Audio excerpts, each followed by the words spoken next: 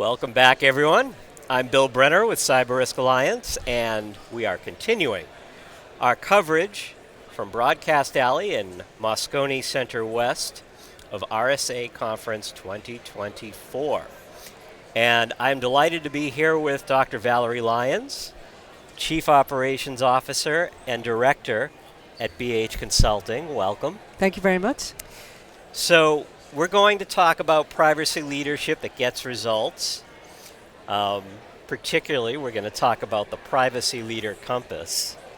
And you've done a lot of work with our colleague, Todd Fitzgerald. So let's go through it. So I note that when I look at your background, it's really this combination of cybersecurity and privacy.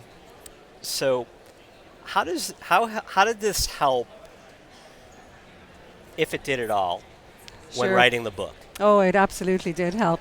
I call myself the human version of ISO 27001. So I have a privacy extension. But when we wrote the book was very much about privacy leadership, but it's very hard to disconnect privacy leadership from cybersecurity. I think that cybersecurity professionals need to understand privacy, and privacy professionals need to understand cybersecurity.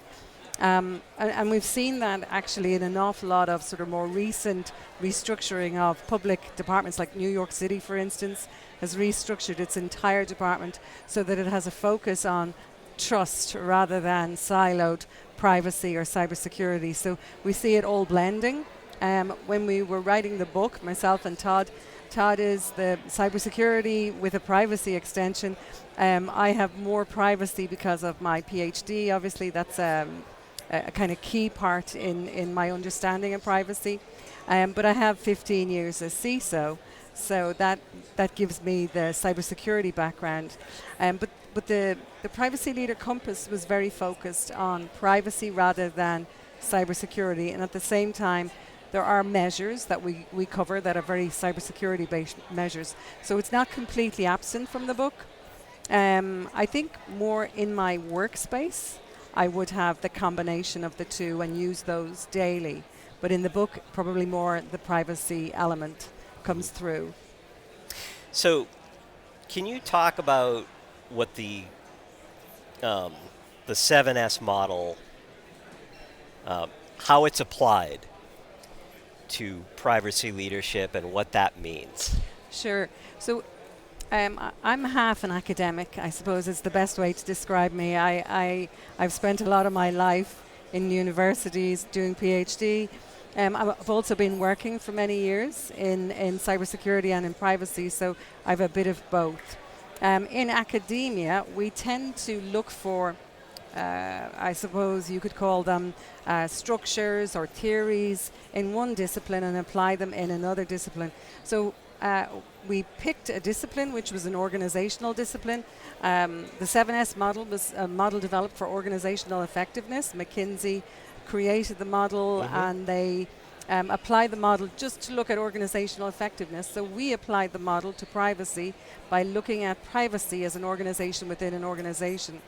So the 7S's that McKinsey identified for their 7S model of organizational privacy were look at the structures within the organization, look at the skills, look at the style of leadership that's in the organization, look at the shared values, look at the strategy. So there's a number of different S's that they said you need to look at, and then you would know that something would be, an organization would be effective if you addressed each of those S's in a particular order. So we simply applied those S's in the context of privacy. So, what are the skills that you need to be a privacy leader? What are the styles of leadership that work more effectively in certain parts of the privacy organization? What is the strategy that you have? How have you aligned that strategy with the business strategy? What are the shared values, those ethical pieces that we have, the cultural pieces, the training that we have in the organization? So we went through each S step by step in the Privacy Leader Compass book, but then we also added in contributions for those 7S's from 60 pioneers of privacy, global pioneers of privacy across the world. So they kind of added value to those 7S's. Awesome. So How did you teaming up with Todd Fitzgerald come about to write a book? So Todd and I knew each other for many, many years. So we know each other in the context of cybersecurity, and we've often met, our paths have crossed frequently over a 20-year period, over 2 decades in cybersecurity. And then Todd wrote this amazing book, The CISO Compass, a number of years ago, and he leveraged the 7S model in the CISO Compass to define cybersecurity leadership. And it was a Canon Award-winning book. I really enjoyed it. It was a fantastic book. So I suggested to him that maybe we could work together and create the same process for privacy leadership. So that's essentially how the connection between the two came about. Awesome. So I have to ask, is there any relationship between the research in your PhD and the book, as there seems to be, there's like a year between the two? Sure. I think when you do a PhD, you become so accustomed to having absolutely no free time and giving up every moment of your life and dedicating it to just doing a PhD, that when it's gone, it's almost like there's an empty corner in the room. So I think for me, that empty corner in the room had to be replaced rather quickly with the book. And it seemed a natural progression to write a book. But the actual subject matter of the book is not the subject matter that I studied in my PhD. My PhD is focused on privacy as a CSR and an ESG.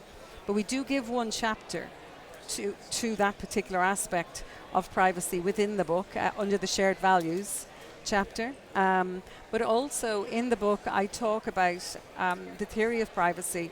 So I go beyond the compliance elements of privacy and sort of extend, and I hope, that's my aim, is that the book will bring a much wider lens to people so that they can see privacy beyond the standard compliance elements and realize that it's a real social need. It's so much more than just a compliance requirement. What's next? It's a great question. I am taking a break from writing anything. So just, trying to kind of get to terms with the book, see where the book takes us. And then I suspect I'll probably write another book. Maybe not co-author, maybe write it by myself. You learn your skill, your craft, working with other people. So maybe I'd like to try another book. Maybe something to do with privacy and AI governance, because that's the space I'm in at the moment. But it's a wait and see. The talk I'm talking about at RSA is about privacy and AI governance. It's a space that I'm particularly interested in. But at the moment, I'm not quite sure what next is. Well, I look forward to watching your progress. Thank and you it's so been a much. pleasure talking to you. Thank you for having me. This was our last interview for the day. So to look along with our coverage, feel free to visit securityweekly.com/RSAC, and I'll be back here bright and early tomorrow morning with my friend Adrian Sanabria.